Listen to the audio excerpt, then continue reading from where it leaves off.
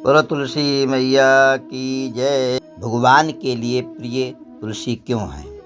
और भगवान ठाकुर जी शालिग्राम बिना तुलसी के एक पल भी नहीं रहते हैं। इसके पीछे कारण क्या है, वो आप सभी लोग तुलसी मैया की कथा श्रवण करें। यह कथा श्रीमद् देवी भागवत में इसका विवरण मिलता है। एक बार शिवजी ने अपने तेज को समुद्र में फेंक दिया था। उसमें एक महातेजस्वी बालक ने जन्म लिया। यह बालक आगे चल करके जालंधर के नाम से पराक्रमी दैत्य बना। इसकी राजधानी का नाम जालंधर नगरी था। दैत्यराज कालनेमी की कन्या वृंदा का विवाह जालंधर के साथ में हुआ।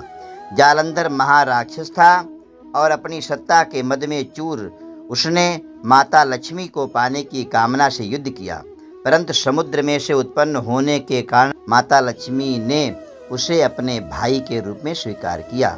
वहां से पराजित होकर के वह देवी पार्वती को पाने की लालसा से कैलाश पर्वत पर गया। भगवान शिव जी का ही रूप धर करके माता पार्वती के समीप गया, परंतु माँ ने अपने योग बल से उसे तुरंत पहचान लिया और वहां से अंतर्ध्यान हो गई। देवी पार्वती ने क्रुद्ध होकर के सारा वृत्तांत भगवान विष्णु को सुनाया। जालंधर की पत्नी वृंदा अत्यंत पतिव्रता स्त्री थी। उसी के पतिव्रत धर्म की शक्ति से जालंधर ना तो मारा जाता था और ना ही पराजित होता था। इसीलिए जालंधर का नाश करने के लिए वृंदा के पतिव्रत धर्म को भंग करना बहुत जरूरी था। इसी कारण भगवान विष्णु ऋषि का वेश धारण करके वन में जा पहुँचे, जहाँ वृंदा अकेली भ्रमण कर रही थी। भगवान के साथ दो मायावी राक्षस भी थे, जिन्हें देख करके वृंदा भयभीत हो गई। ऋषि ने वृंदा के सामने पल भर में दोनों को भस्म कर दिया। उनकी शक्ति देख करके वृंदा ने कैलाश पर्वत पर महादेव के साथ युद्ध कर रहे अपने पति जालंधर के बारे में पूछा। ऋषि ने अपने माया जाल से दो बांदर प्रकट किए। एक बंदर के हाथ में जालंधर का सिर था तथा दूसरे के हाथ में धड़। अपने पति की यह दशा देख करके वृंदा मूर्छित होकर गिर पड़ी।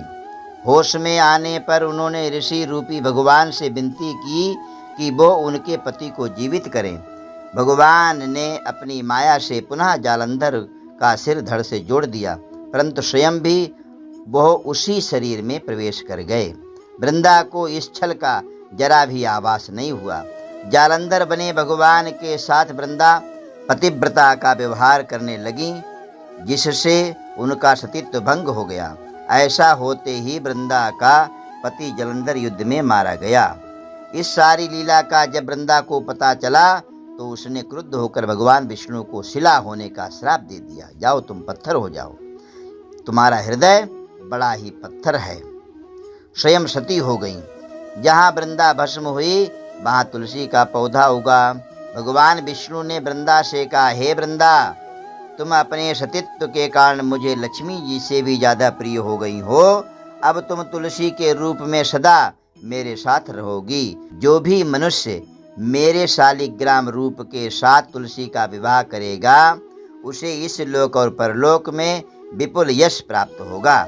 जिस घर में तुलसी होती हैं, वहाँ यम के दूत भी असमय नहीं आ सकते हैं। गंगा व नर्मदा के जल में स्नान तथा तुलसी का पूजन बराबर माना जाता है। चाहे मनुष्य कितना भी पापी क्यों ना हो, मृत्यु के समय जिसके मुख में तुलसी गंगा का जल यदि रहेगा, उसके प्राण यदि निकल जाते हैं तो वो समस्त पापों से मुक्त होकर के बैकुंठ धाम के लिए जाता है।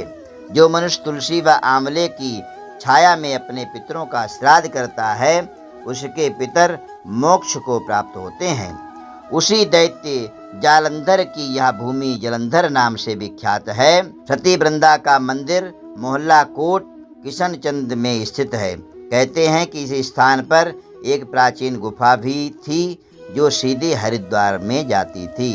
सच्चे मन से जो कोई भी 40 दिन तक सती वृंदा देवी के मंदिर में पूजा करता है, उसकी सकल मनोरथ सिद्ध हो जाते हैं।